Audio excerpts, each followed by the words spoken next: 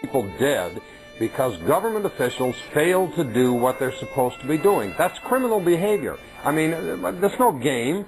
There are people dead in the city of New Orleans and up and down the Gulf Coast because people charged with seeing to their welfare failed to do that. The thing is, people don't know where to go now. They're not being told where to go. 2 days ago, I was on that same bridge at exit 235 saying there were thousands of people there then who didn't know where to go.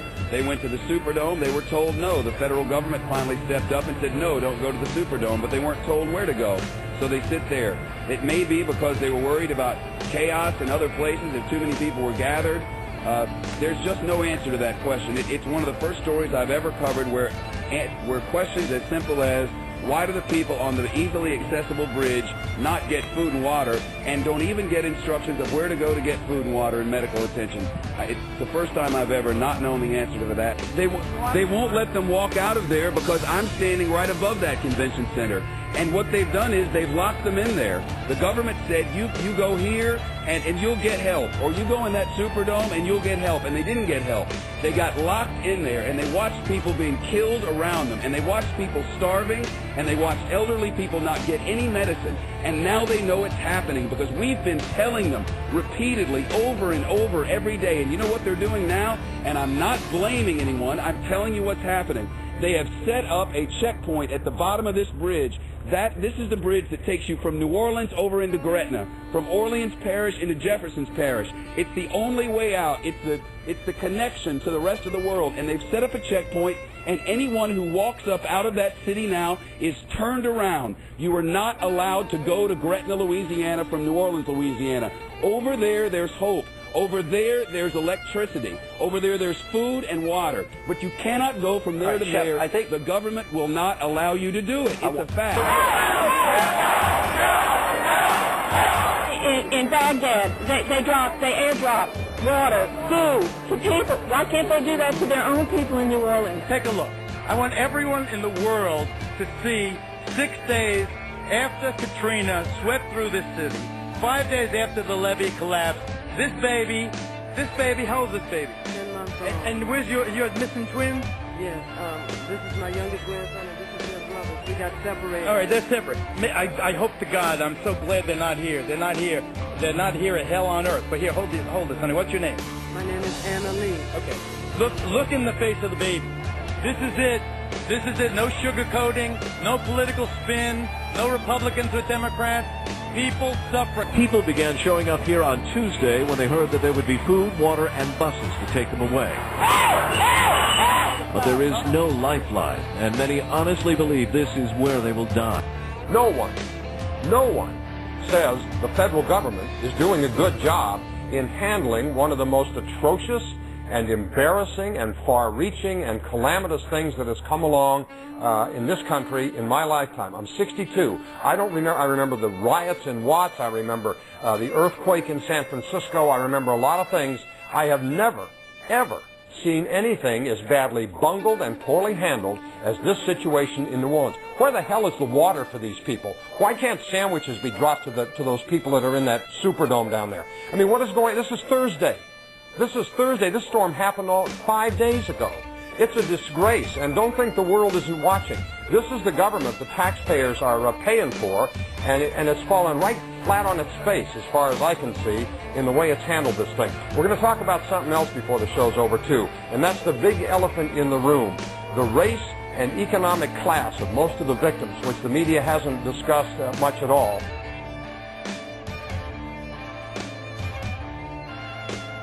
One of the saddest things about what's going on here is that people have saved their animals by putting them on rafts and keeping them out of the water. And now they're here and they're not allowed to take their dogs with them on the buses because they're just not allowed. It's people first, animals second. The man behind you is hysterically crying because you can't get on the bus with your dog, sir? We've been waiting here for days for everybody to go with everybody else so we can get on with the dog, and then it's closed at the last minute. We can't take the dog with this guy, and his dog rescued me off my roof. And how long has this dog? He's had the dog for 14 years. He's only 24, so he's had the dog for 14 years. Is he going to get on? Well, we're not leaving without the dog. We don't know what we're going to do. All right, guys, you know what? I'm not doing this for the camera. We don't give a shit about that. We have a solution for you. Okay. Here's the story. We are gonna send the dogs back. I want to take the dog on what's his name? Sorry? Rafiki.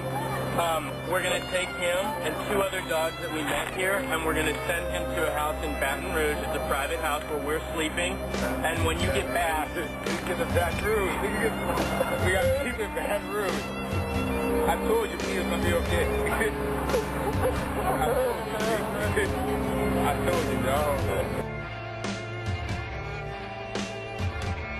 I'm sorry for interrupting. I haven't heard that because for the last 4 days I've been seeing dead bodies in the streets here in Mississippi, and to listen to politicians thanking each other and complimenting each other, you know, I got to tell you, there are a lot of people here who are very upset and very angry and very frustrated, and when they hear politicians thanking one another, it just, you know, it kind of cuts them the wrong way right now, because literally there was a body on the streets of this town yesterday being eaten by rats because this woman had been laying in the street for 48 hours, and there's not enough facilities to take her up. Do you get the anger that is out here? His mother was trapped in St. Bernard nursing home, and every day she called him and said, "Are you coming, son? Is somebody coming?" And he said, "Yeah, Mama. Somebody's coming to get you. Somebody's coming to get you on Tuesday. Somebody's coming to get you on Wednesday. Somebody's coming to get you on Thursday. Somebody's coming to get you on Friday." And she drowned it Friday night. She drowned it Friday night. I don't think anybody anticipated the breach of the levees. Where's President Bush? Is he still on vacation? He's cut short his vacation. He's coming back to Washington tomorrow. Oh, that'd be a good idea. I know my fellow citizens here in Arizona and across the country are saying our prayers for those affected by the Hurricane Katrina. Now, Robert, I just explained to you what we just played about President Bush. What's your reaction? President Bush don't need to be the president no more. President Bush ain't doing his job. We got the whole coastline destroyed. I'm out here starving, hungry.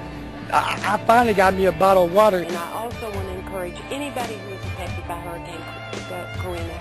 Does the President retain complete confidence in his Director of FEMA and Secretary of Homeland Security? George Bush doesn't care about black people. One of the things you got to address, you got to figure out what to do with all of the debris. America must recall the president. And Brownie, you're doing a heck of a job.